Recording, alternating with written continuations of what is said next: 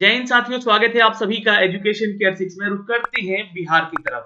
बिहार में एक बार फिर से लगभग 1 लाख पदों की बहाली की प्रक्रिया आ चुकी है। कल नोटिफिकेशन जारी हो चुका है, मैंने वो वीडियो डाला है, आप जाके देखिएगा वीडियो को।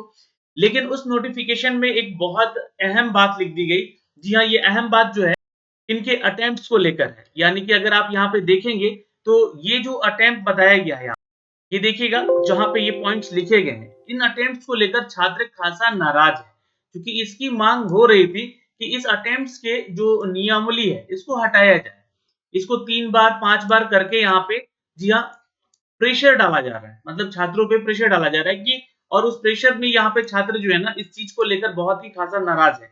आपको बता दें कि ये शिक्षा विभाग की जो नियमावली बनी थी, इस नियमावली में ही ये प्रावधान था कि 3 अटेम्प्ट ही देंगे। अब मैं आपको फिर से याद दिला दूं कि देखिए वो छात्र जो कि बिहार की परीक्षाएं देने के लिए यहाँ पर जो है लगातार प्रयास करते हैं कि उनकी नियुक्ति हो जाए, उनको नौकरी मिल जाए। बिहार में एक तो बहुत सालों के बाद वैकेंसीज आई है, और वैकेंसीज आई है तो बाढ़ वाली वैकेंसी आई है। मतलब कि यहाँ पर 1,79,000 की वैकेंसी करा दी गई, 1,20,000 की 22,000 की वैकेंसी करा दी गई, और फिर अब 1 लाख की वैकेंसी लगभग कराई जा रही है। तो ये सारी प्रोसेस कितने दिन में समाप्त हुई? ये सारी प्रोसेस मात्र 2 से 4 महीने के बीच में आ चुकी है। सालों से यहाँ पर वैकेंसीज नहीं थी, मतलब कई वर्षों से यहाँ पे वैकेंसी का अपडेट नहीं था। तो जिसको लेकर सरकार को यहाँ पे 2 चीज पे ध्यान देना चाहिए। एक तो एज में छूट देनी चाहिए लगातार, अगर ये वैकेंसीज लगातार करा रहे हैं तो। दूसरी चीज कि अगर ये वैकेंसी लगातार हो रही है तो ये अटेम्प्ट्स की बाध्यता को खत्म करना चाहिए। और इस बात को सिर्फ मेरे कहने से या कुछ यूट्यूब पे टीचर्स के कहने से नहीं होगा, आप छात्रों को भी एक्टिव होना पड़ेगा अपनी बातों को सरकार तक पहुंचाने के लिए। क्योंकि देखिए कुछ खबरों में कुछ न्यूज अपडेट आए हैं जहां पर इन बहाली की प्रक्रियाओं के बारे में अपडेट दिया जा रहा है। देखिए लगभग जो है ना 90,000 के आसपास की वैकेंसी है, जहां पर जो है आप लोग की ये परीक्षाएं होनी है, तीसरे चरण की परीक्षा। और आपको बता दें यहाँ पे हम छात्रों ने मांग भी अपनी शुरू कर दी है यहाँ पर। अब देखिए यहाँ पे जो अपडेट आया है ना, इस अपडेट को समझिएगा।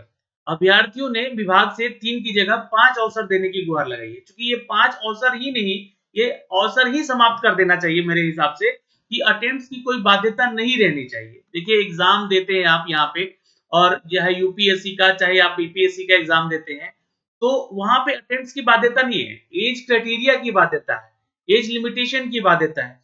तो यहाँ पर दोनों चीजों पे विचार करना होगा बिहार के बहालियों के ऊपर। क्योंकि एक तो आप लोग यहाँ पे 6-6 साल 7-7 साल के बाद बहाली निकालते हैं, और दूसरे ही अपडेट में आप देते हैं कि एज में एग्जाम्पशन हम नहीं देंगे।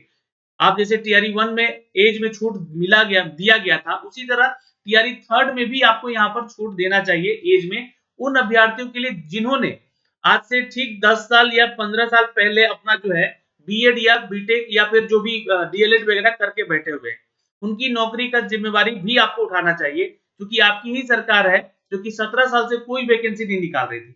अब शिक्षा भर्ती में यहाँ पे इतनी वैकेंसीज आ रही है, तो उनको मौका क्यों नहीं?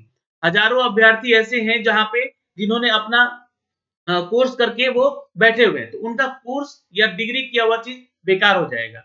अब दूसरी चीज की यहाँ पे जो तर्क होगा यहाँ पर एज को लेकर, कि नए स्टूडेंट्स को मौका मिलेगा। देखिए शिक्षक जो बनता है ना, उसको या तो कहीं ना कहीं जो है ना थोड़ा सा मेच्योर होना चाहिए, और ये मेच्योरनेस जो है ना कम से कम 25 साल के बाद सभी लोगों में आना शुरू होता है। तो आप यहाँ पे जो रिक्रूट कर रहे हैं डीएलएड वाले छात्रों को, या फिर आप बीएड वाले छात्रों को, उनकी एज क्राइटेरिया भी देखिए, और उसमें देखिएगा तो मुश्किल 18 से भी लेकर यहाँ पर जो है ना 25 साल के बीच में बहुत सारा ऐसा वर्ग है जो कि इस बहाली की प्रक्रिया में शामिल हुआ, उनको सिलेक्शन हुआ है। चलिए अच्छी बात है, युवाओं को नौकरी मिल रहा है। लेकिन उन युवाओं का क्या जो कि आज से 5 साल या 10 साल पहले, ज्यादा पुराना नहीं मैं बोल रहा हूँ, 10 साल 12 साल पहले से लोग अपना बीएड या डीएलएड करके बैठे हुए हैं, तो उनको मौका क्यों नहीं? तो एज में पहली चीज तो छूट मिलना ही चाहिए, जितनी भी वैकेंसीज बिहार में आ रही है। यहाँ पर 37 साल तक एज क्राइटेरिया है, लेकिन इस 37 साल के बाद तो लोग शिक्षक बनते हैं अगर देखा जाए तो। जी हाँ, 30 साल 35 साल पे जाके उनका सब डिग्री कंप्लीट होता है, चाहे वो पीजी में हो या फिर उनका एमएड हो या फिर उनका मास्टर्स डिग्री कोई भी हो, वो लगभग 35 साल तक उनका उम्र हो ही जाता है। तो जनरल कैटेगरी के छात्र जो है भी हैं यहाँ पर, उनको यहाँ पर एज मेजम्पशन मिलना चाहिए एज पर द जो कि अगर बिहार सरकार ने यहाँ पर आपको वैकेंसी नहीं दी है तो, है ना, उसके रिगार्ड में मैं बोल रहा हूँ। अब बात करेंगे यहाँ पे अवसर को लेकर, तो देखिए 3 की जगह 5 नहीं, यहाँ पे इस अटेम्प्ट के मैटर को ही मेरे हिसाब से खत्म करना चाहिए और इसके लिए सभी को आवाज उठाना होगा। यहाँ पे बता दें कि इससे पहले भी 2 चरण हो चुके हैं यहाँ पे, जैसा कि सूचना दिया जा रहा है और मैं इसे बता दूं कि बीपीएससी की ओर से तीसरे चरण की नियुक्ति की प्रक्रिया में नए आरक्षण नियमावली के रिक्तियों से भरा जाएगा। नया आरक्षण नीति, अब ये नया आरक्षण नीति क्या है इसको भी आपको समझना पड़ेगा। दिया रवि भूषण ने बताया है कि बिहार में पहली बार शिक्षक नियुक्ति परीक्षा में नए आरक्षण नियम के पालन किए जा रहे हैं, यानी कि यहाँ पे अब बात हो रही है दोस्तों क्या 75% जो आपको नया आरक्षण दिया गया है जातीय जनगणना होने के बाद, तो उसके आधार पे तो क्या है यहाँ पे आगे समझते हैं। हालांकि इससे पहले कृषि विभाग के अंतर्गत आई रिक्तियों के नए आरक्षण नियम के अनुसार आवेदन लिया गया है। इसका लाभ आरक्षित श्रेणी के वर्गों को मिल रहा है और आने वाले विद्यार्थियों को भी मिलेगा। किनको कितना आरक्षण मिलेगा ये देखते हैं यहाँ पे। तो नए आरक्षण के मुताबिक यहाँ पे देखिएगा तो जो नियमावली है, जो भी नियमावली है इसके हिसाब से ईबीसी कैटेगरी के अभ्यर्थियों को 25 मतलब परसेंट की बात हो रही है यहाँ पे और पिछड़ा वर्ग को 18% यहाँ पे देखिएगा, है ना, 25% ईबीसी को और 18% ओबीसी को और एससी एसटी को 20% यहाँ पे और यहाँ पर एससी को 20% और एसटी को 2% अधिक मिलेगा इस पे। और आर्थिक रूप से अगर देखिएगा तो जो कमजोर वर्ग है उनको 10% का लाभ यहाँ पे मिलेगा।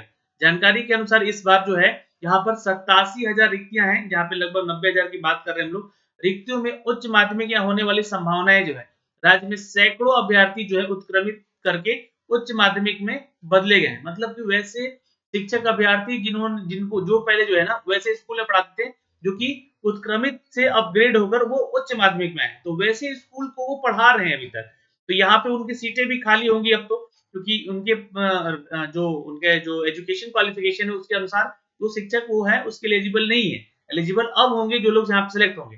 तो देखिएगा इस बार सबसे ज्यादा जो सीट होगी वो उच्च माध्यमिक में ही आएगी, लगभग 40,000 के आसपास का सीट यहाँ पे बताया जा रहा है।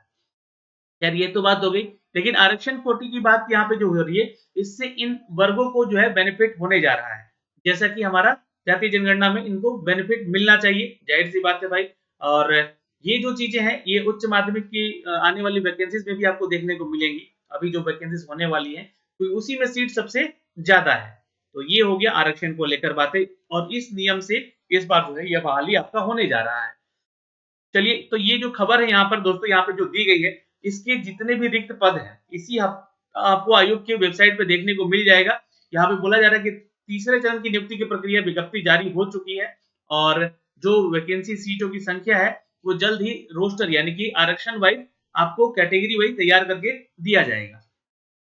और यहाँ पर बाध्यताओं के ऊपर भी चर्चा हुई है, तो 2 मौके मिलने की संभावना है और यहाँ पे, लेकिन ये मैं चाहूंगा सरकार से आयोग से कि इनको 2 नहीं 3 नहीं 5 नहीं, ये फ्री किया जाए मौके, जो है अटेम्प्ट को बाध्यता ही यहाँ पे समाप्त किया जाए, ताकि किसी को कोई समस्या ना हो और वो हर परीक्षा में शामिल हो सके। तो ये एक जानकारी है दोस्तों यहाँ से। और देखिए सीटेट का यहाँ पर आप लोग का रिजल्ट आ जाएगा, है ना, अब वो जो है कम से कम 15 से लेकर 20 फरवरी के बीच में आप लोग का रिजल्ट आ जाएगा, जिससे कि आप छात्र भी इस फॉर्म को भर सकेंगे।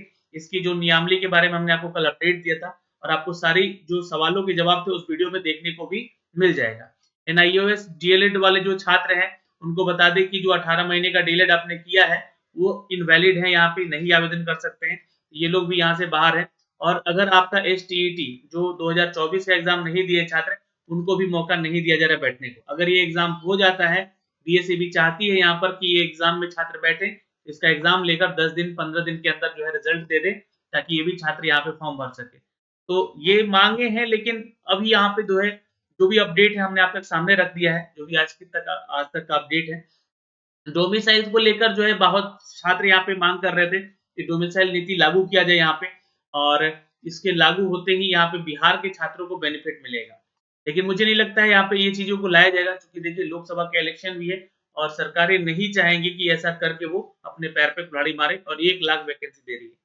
तो उनका कहना यही होगा यहाँ पे कि 1 लाख वैकेंसी है, बिहार के छात्र के अंदर गुण होगा, गुणवत्ता होगी उनके अंदर, तो वो अपनी बहाली इनमें से जरूर निकाल के बैठेंगे। तो ये एक सारी जानकारियां थी, लेकिन हमारे तरफ से ये सारी मांग है कि डोमिसाइल रूल ला दिया जाए, एसटीईटी 2024 करा दिया जाए, ताकि उन छात्रों को मौका मिले NIOS DLED के बारे में सोचा जाए कि ये छात्र कहाँ जाएंगे, कैसे आप यहाँ पे जॉब कर सकेंगे, और CTET जो छात्र हैं वो तो एग्जाम देंगे ही देंगे। डोमिसाइल के बाद यहाँ पे अटेम्प्ट्स की बाध्यता है उसको खत्म किया जाए, और यहाँ पर एज में एजम्पशंस यानी कि एज में रिलैक्सेशन भी बढ़ाया जाए, ताकि जो छात्र यहाँ पे कोर्स करके बैठे हुए हैं उनको बेनिफिट मिल सके। तो ये सारी जानकारियां थी दोस्तों जो कि हमने आप तक साझा की है, और आपके कोई भी डाउट है तो कमेंट सेक्शन में कमेंट करके जरूर पूछ लीजिएगा। और बुक्स रिकमेंड मैं लगातार कर रहा हूँ आप लोगों को, तो जाके किरण पब्लिकेशन का ये बुक भी आप लोग ले सकते हैं। जय हिंद, मिलेंगे आपसे अगले वीडियो में।